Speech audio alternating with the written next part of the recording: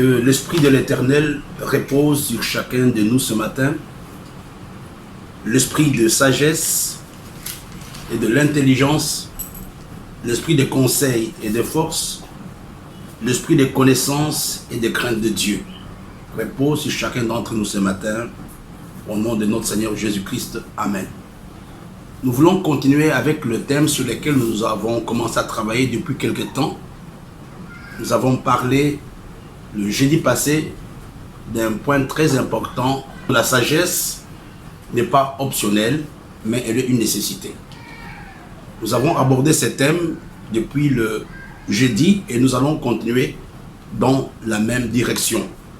Mais je voudrais ajouter quelque chose, ou bien ouvrir une petite parenthèse qui peut nous aider à bien comprendre le thème. C'est important vraiment, frère, que nous puissions bien comprendre le thème sur lequel nous sommes en train de parler. Je vais revenir à ce que nous avons vu le jeudi passé, mais avant cela, j'aimerais ajouter une définition que j'ai trouvée dans le dictionnaire de Merriam-Webster. Qu'est-ce que la définition donne? J'aime bien cette définition parce qu'elle dit ceci. La sagesse est un ensemble de connaissances acquises au travers de nombreuses expériences de la vie. J'aime vraiment cette définition aussi que j'ai trouvée dans le dictionnaire de Merriam. La définition nous dit la sagesse, ce sont les connaissances acquises au travers de nombreuses expériences de la vie. Et la deuxième définition qu'on nous donne, la sagesse, c'est l'aptitude naturelle à comprendre les choses que la plupart des gens n'arrivent pas à comprendre. C'est l'aptitude naturelle à comprendre des choses que la plupart des gens n'arrivent pas à comprendre. Et la troisième définition, la sagesse, c'est la connaissance de ce qui est convenable ou raisonnable. Ou encore, la sagesse, c'est le bon sens ou les discernements. Là, ce sont les trois petites nouvelles définitions que nous avons trouvées dans les dictionnaires de Merriam-Webster. Frères et sœurs, quand nous regardons, je me suis amusé à regarder cela il y a quelques jours. Le mot sagesse, en anglais c'est wisdom, et connaissance c'est knowledge, apparaît dans Google à peu près 1,1 milliard de fois. Mais par contre, le mot sagesse, wisdom en anglais, apparaît 220 millions de fois. C'est pour nous dire que la sagesse et la connaissance sont des notions très importantes et qu'on ne peut pas facilement enseigner. On peut les enseigner, mais on ne peut pas épuiser tous les termes. On ne peut pas épuiser toute cette grande notion de la sagesse. Mais ce matin, on va continuer avec quelque chose de très important, parce que n'oublions pas que le jeudi, j'avais parlé des avantages de la sagesse. Mais je veux revenir là-dessus. Allons dans le livre de Proverbes, au chapitre 8. J'appelle cela l'appel de la sagesse. Donc dans cet enseignement de ce matin, nous commençons avec une petite nouvelle notion, l'appel de la sagesse. Écoutez ce que la Bible nous dit. La sagesse ne crie-t-elle pas? L'intelligence ne s'élève-t-elle pas sa voix? C'est au sommet des hauteurs près de la route. C'est à la croisée de chemin qu'elle se place. À côté des portes, à l'entrée de la ville, à l'intérieur des portes. Elle fait entendre ses cris. Homme, c'est à vous que j'écris, et ma voix s'adresse au Fils de l'homme. Mais quand vous regardez le texte que nous venons de voir, on donne pratiquement, ce sont les endroits géographiques. On parle des sommets de hauteur, on parle de la croisée de chemin, on parle d'être à côté des portes, on parle près des portes de ville, on parle de l'intérieur des portes.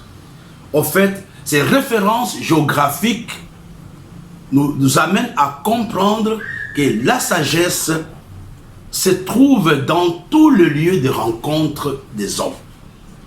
Qu'est-ce que je veux dire par là?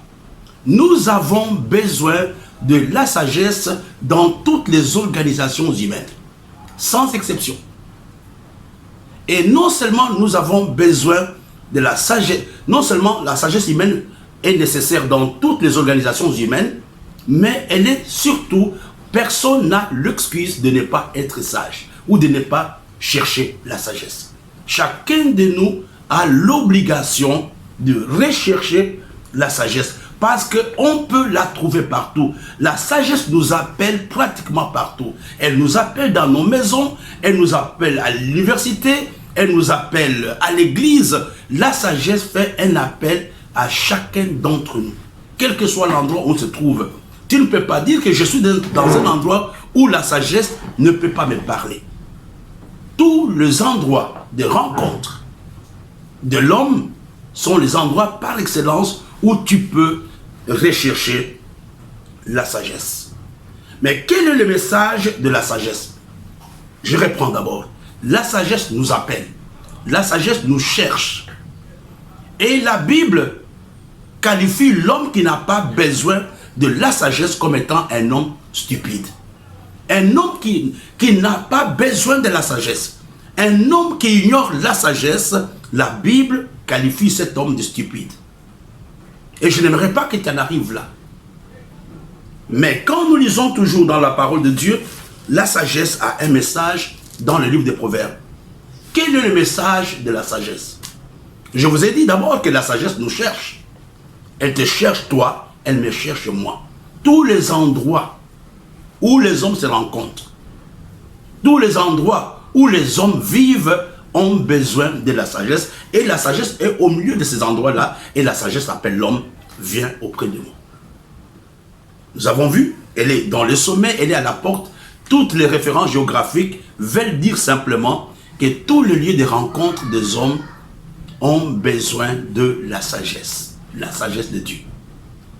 Mais il y a un seul message, quand vous lisez dans les Proverbes chapitre 8, à partir du verset 6, écoutez, car j'ai de grandes choses à dire, et mes lèvres s'ouvrent pour enseigner ce qui est pour enseigner ce qui est droit. Car ma bouche proclame la vérité, et mes lèvres ont en horreur le mensonge. Quel est le message de la sagesse? C'est simple. Le message de la sagesse est simple. Le message de la sagesse se résume en 3 mots. Le premier mot, c'est la droiture. Quand nous parlons de la sagesse, dans la vie d'un homme, nous faisons allusion à la droiture. Ça, n'oublie pas. Le message de la sagesse, ou la sagesse nous enseigne la droiture.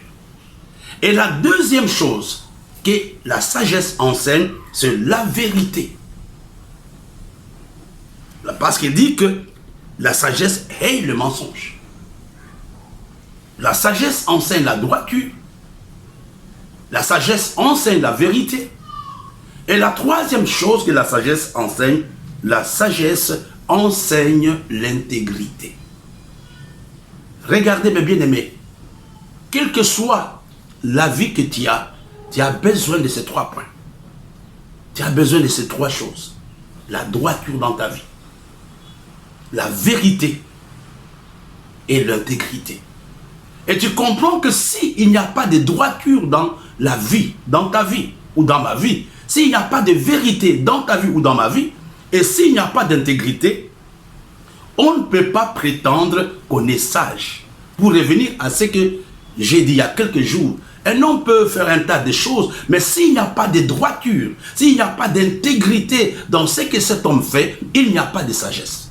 Ça, c'est la parole de Dieu qui l'a dit. Ce n'est pas Mahomet qui l'a dit, nous le voyons dans la parole de Dieu. Et n'oublions pas ce que nous avons vu. Encore, nous sommes en train de parler du message de la sagesse. J'ai parlé d'abord de l'appel de la sagesse. La sagesse nous cherche partout où nous sommes. Il n'y a aucun endroit où la sagesse ne nous parle pas. La sagesse te parle dans ta maison. La sagesse te parle dans ton lieu de service. La sagesse te parle dans le marché. Quel que soit l'endroit où tu te trouves, la sagesse peut te parler. Mais le véritable problème, la sagesse nous parle, mais nous refusons d'écouter la sagesse. Et la parole de Dieu nous dit que les gens qui n'écoutent pas la sagesse, les gens qui refusent la sagesse, la Bible qualifie ces hommes et ces femmes de stupides.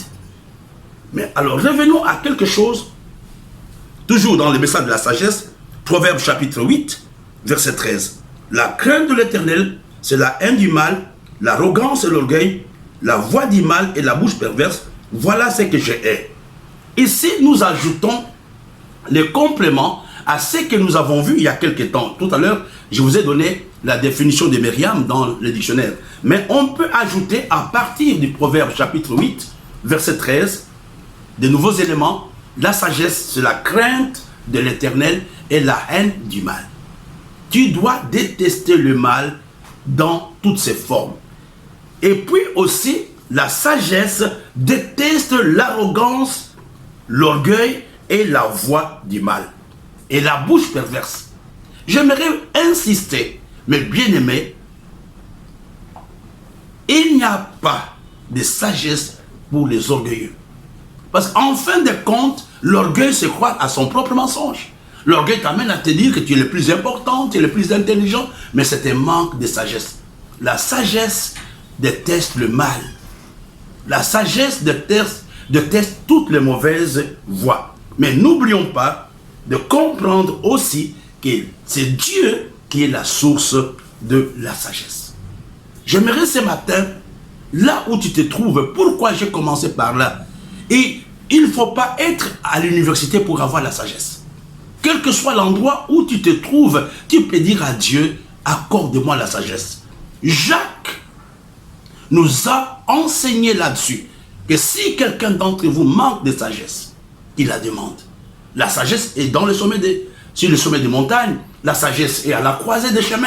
La sagesse est au marché. Quel que soit l'endroit où tu te trouves, tu peux dire à Dieu, accorde-moi la sagesse. C'est ma prière de ce matin. On ne doit pas quitter cette terre sans posséder la sagesse. La sagesse nous protège. Nous allons le voir tout à l'heure. Dans les explications, nous allons voir ce que la sagesse est capable de faire. J'ai regardé, mes bien-aimés, dans les dictionnaires, pas dans les concordances, et j'ai regardé, le mot sagesse apparaît à peu près dans le livre de Proverbes 55 fois. Et j'ai retenu 7 grandes références bibliques qui ajoutent un plus à la compréhension de la sagesse. Et j'ai utilisé parole de vie. On va voir quelques références bibliques. Je vais vous donner la lecture parce que laissons parler la Bible elle-même. Regardons la première référence. C'est dans le livre de Proverbes chapitre 1 verset 7. La Bible nous dit, le respect du Seigneur est le commencement de la sagesse. Ceux qui se moquent des enseignements et des conseils sont des personnes stupides. Parole de vie, Proverbes chapitre 1 verset 7. Regardons ce que Tob dit, Proverbes chapitre 3 verset 7. Ne sois pas sage à tes propres yeux. Crains plutôt le Seigneur et détourne-toi du mal. La Bible elle-même explique clairement c'est quoi la sagesse. Et la troisième référence,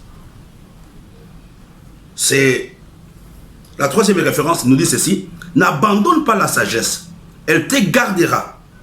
Dit, n'abandonne pas la sagesse, elle te gardera. Aime-la, elle te protégera. N'abandonne pas la sagesse, elle te gardera. Aime-la, elle te protégera. Continuons. Le commencement de la sagesse, c'est de tout faire pour devenir sage. Donc, tu ne peux pas être sage si tu n'as pas soif d'être sage. Là, c'est la Bible qui le dit. Utilise tout ce que tu possèdes pour devenir sage. Utilise tout ce que tu possèdes pour devenir intelligent. Ici, nous revenons à ce que nous avons vu, que la sagesse n'est pas une option. La sagesse est une nécessité. Le verset que je viens de vous lire nous dit simplement que quand nous aimons la sagesse, elle nous garde. Quand nous aimons la sagesse, elle nous protège. La sagesse est une protection. La sagesse est une sécurité pour toi. Regardons encore une autre référence dans le livre de Proverbes, chapitre 1, verset 7. Fils, un fils sage reflète l'éducation du père. L'esprit moqueur n'écoute pas les reproches. Un homme qui refuse d'être repris, Un homme qui refuse le remarque, un homme qui refuse les observations, est un homme qui n'aime pas la sagesse. Et le grand problème aujourd'hui, il y a très peu de gens qui écoutent. Il y a très peu de gens qui font des choses selon ce qu'ils veulent. Quand on te dit non, ceci n'est pas juste, dis non, non, non, non, moi je connais, non. Un homme sage est un homme qui écoute les autres lui parler. C'est dans le livre de Proverbes, chapitre 13, verset 1. Regardons Proverbes 14, verset 8. Une personne prudente fait attention à sa conduite. Une personne prudente fait attention à sa conduite et les sages. Celui qui manque de sagesse trompe les autres et elle est stupide. Proverbe chapitre 14, verset 8. La Bible nous dit que celui qui manque de sagesse trompe les autres et elle est stupide. C'est pour nous dire que la sagesse anoblit nos relations. Beaucoup de relations sont catastrophiques. Pourquoi? À cause du manque de sagesse. Je vais répondre totalement à ce que j'ai promis le jeudi. Regardons encore un autre verset. Proverbe chapitre 15, verset 12. Celui qui se moque de tout ce qu'il aime, qui n'aime pas le reproche, celui qui se moque de tout qui n'aime pas le reproche, il ne fréquente pas les sages. Proverbe chapitre 15, verset 12. Donc nous voyons un homme qui n'aime pas être sage, un homme qui n'est pas sage, refuse la fréquentation des sages. Et on va terminer avec un autre verset. Proverbe chapitre 29, verset 11. Le sot montre toute sa colère, mais les sages la retiennent et la calment. Proverbe 29, verset 11. Ici, je vous ai donné quelques références qui peuvent nous amener à comprendre le bienfait de la sagesse. Alors, nous allons terminer la classe de ce samedi avec un petit récapitulatif de ce que nous avons vu et de ce que nous avons vu jeudi. Nous allons voir le bienfait de la sagesse. La première chose, la sagesse, comme je l'ai dit jeudi, déjoue les plans du diable. La deuxième chose, nous l'avons vu jeudi, la sagesse m'aide à gérer efficacement les choses que Dieu m'a données. La troisième chose, la sagesse me garantit la longévité sur la terre. C'est dans le Proverbe, chapitre 8. Pour avoir une vie heureuse et une longue vie sur cette terre, il faut apprendre la sagesse. Il y a des gens qui sont morts avant leur temps à cause du manque de sagesse. J'aimerais ce matin que Dieu t'aide à...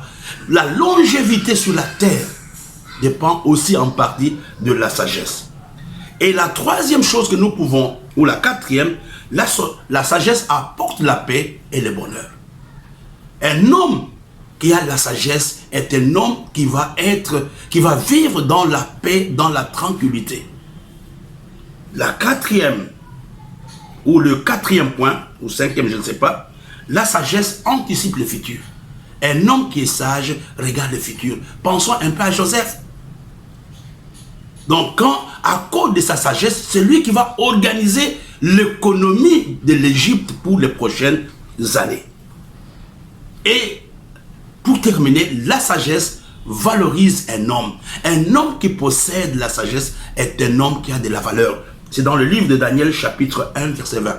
Si Daniel a été important dans le royaume de Babylone, c'était essentiellement à cause de la sagesse. À cause de la sagesse, Joseph était devenu important. À cause de la sagesse, Daniel était devenu important. Mon frère et ma soeur, la sagesse c'est pour toi d'abord. Un homme qui n'est pas crédible, un homme qui n'est pas sage, va être considéré comme la boue dans la cité. Je vais terminer pour que chacun ait le temps de prier. Aujourd'hui, je vous ai dit simplement que la sagesse nous cherche partout. Il n'y a aucun endroit où la sagesse ne nous cherche pas. Nous avons vu cela dans le livre de Proverbes, chapitre 8, à partir du verset 1 jusqu'au verset 3. Dans tous les endroits où vivent les hommes, la sagesse est là pour nous parler. Le fait de refuser d'écouter la sagesse, la Bible nous parle des stupides.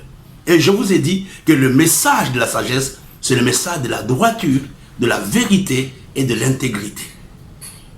Nous avons vu que c'est Dieu qui est la source de la sagesse. Et la sagesse a été la première de création des œuvres de Dieu. Et nous avons terminé en donnant les avantages ou la récompense ou le bienfait de la sagesse. Premièrement, la sagesse déjoue le plan de l'ennemi. Deuxième point, la sagesse nous aide à gérer efficacement les choses que Dieu nous a données. Troisième point, la sagesse nous garantit la longévité sur cette terre. La sagesse apporte la paix et le bonheur. La sagesse anticipe le futur. Et nous avons dit que la personne qui possède la sagesse aura de la valeur. On a donné les cas de Daniel, les cas de Joseph. Je vous aime, que Dieu nous bénisse, que Dieu nous aide vraiment à être des hommes et des femmes sages. Rendez-vous tout à l'heure à midi, nous avons la Sainte Seine.